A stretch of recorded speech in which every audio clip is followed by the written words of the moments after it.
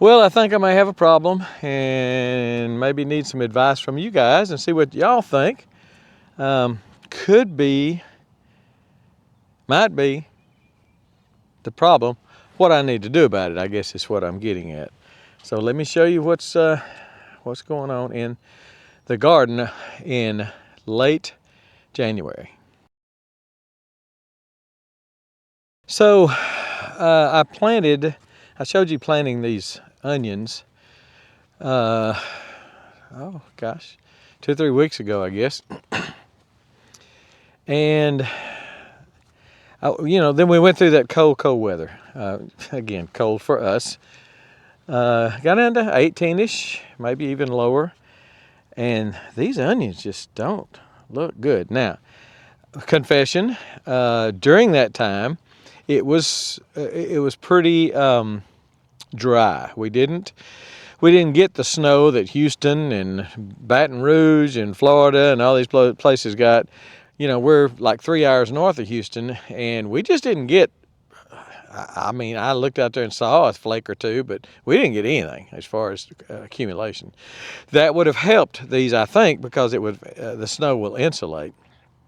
But I came out here about 3 days ago and watered these, and they looked terrible. They looked very, very dry, very, very dead. In this raised bed, the other raised bed, as it does now, has had quite a bit of green in it. They didn't look great, but they had quite a bit of green in it, and they have quite a bit of green right now after my watering and after we got some rain. We did get some rain a day or so after I watered, but I kind of let them dry out, and because I had my freeze miser going, and my well was being kept from freezing because of the freeze miser, and it was cold, and I was cutting wood and splitting wood, and I just didn't take care of them I just didn't realize how dry they were. And I know in my head, I know that raised beds have a tendency to dry out quicker than just about anything else. I've still got the mentality of wicking tubs, which maintain that water in the bottom of them, and because of that, I need. Now that I'm dealing with these raised beds, I need to realize that these are going to dry out faster than the wicking tubs are, or the earth boxes. When I say wicking, I'm talking about earth boxes too, because that is kind of the original wicking tub. But anyway, some of them just don't look good at all. That one right there just might not make it.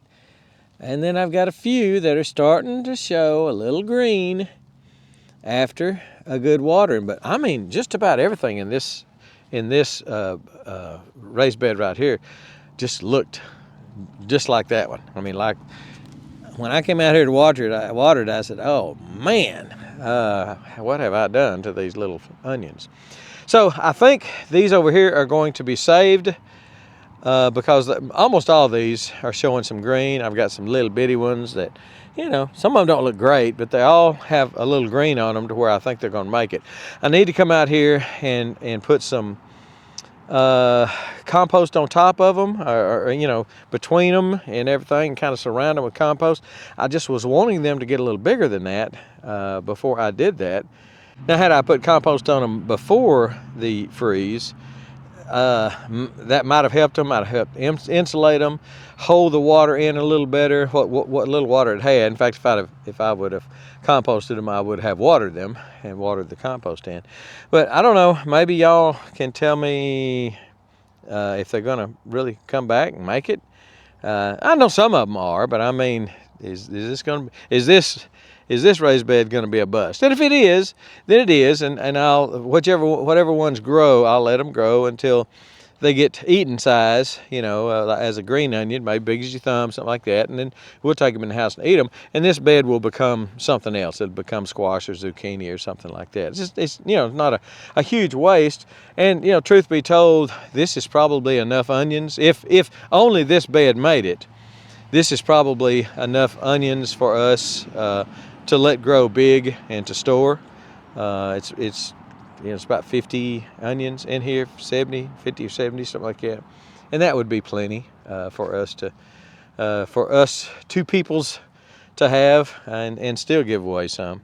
But I don't know. It's just I need to come in here, and I've got some compost that's chicken manure and flakes, I guess they call them. And that would probably be good because it's been sitting there for months and months, so it's not going to be too hot. And that's what I'm planning on putting on them, but I just don't know whether to do it now or to wait for them to kind of catch up. They just, to me, look like they need a little something. They need a little help. Need a little nitrogen.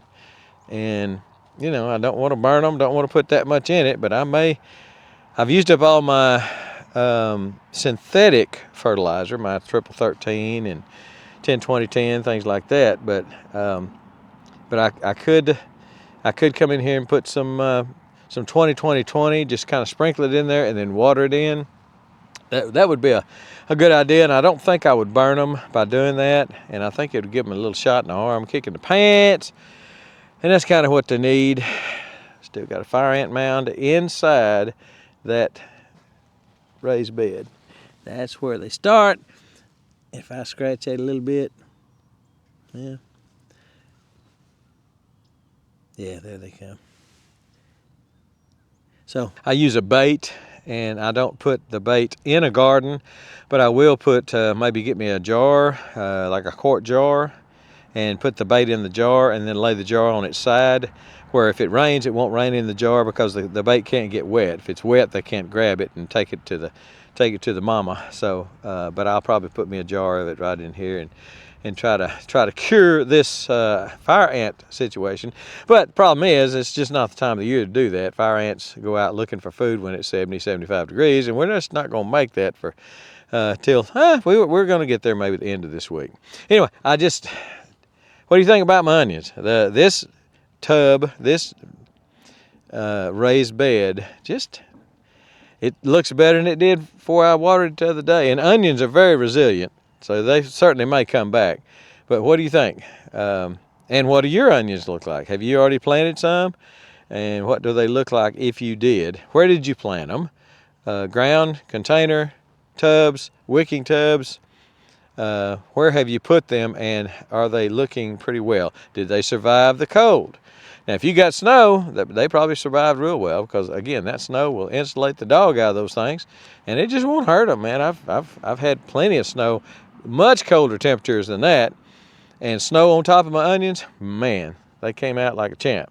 So I know snow's a good thing in some ways. I'm glad we didn't get any, but anyway, it's a good thing. But kind of tell me what you're experiencing and what you've seen in your onions, if you have planted them yet. And just leave me a comment below, if you will. Tell me what you think about the onions, what you think about mine, and tell me about yours. I am always interested in what you guys are doing. And some of y'all come up with some great ideas, better techniques than me. And I just always appreciate any ideas or comments that y'all bring to me. And I'll read them all. I answered 99.9% of them, and I read them all. So anyway, I think we're done. We've looked at this little shabby little box of onions way too long, I guess.